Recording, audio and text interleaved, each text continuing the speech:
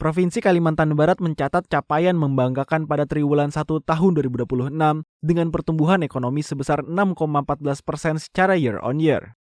Angka tersebut menjadikan Kalimantan Barat sebagai provinsi dengan pertumbuhan ekonomi tertinggi di Pulau Kalimantan, serta berada di atas rata-rata pertumbuhan ekonomi nasional. Anggota Komisi 11 DPR RI Andi Yuliani Paris mengatakan, potensi sumber daya alam yang melimpah menjadi motor penggerak pertumbuhan ekonomi di wilayah Kalimantan Barat. Namun demikian, pertumbuhan yang tinggi kini memicu kekhawatiran terkait aspek pemerataan dan perputaran modal di wilayah tersebut, terutama di wilayah perbatasan. Tapi kita harus hati-hati, pertumbuhan ekonomi yang tinggi juga harus diawasi dengan baik apakah itu memberikan pemerataan kepada masyarakat.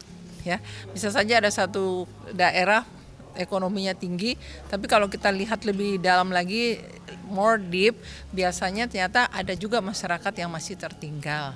Nah, kita harus lihat jangan sampai pertumbuhan ekonomi yang tinggi ini hanya dinikmati oleh sekian persen, hanya sangat kecil persentase orang yang menikmati atau yang memberikan kontribusi ya sebaliknya.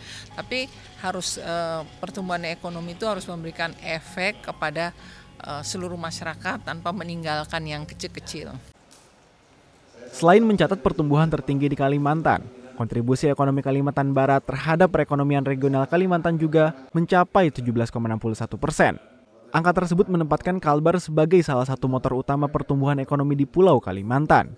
Dari Pontianak, Kalimantan Barat, Bondan Imana, TVR Parlemen melaporkan.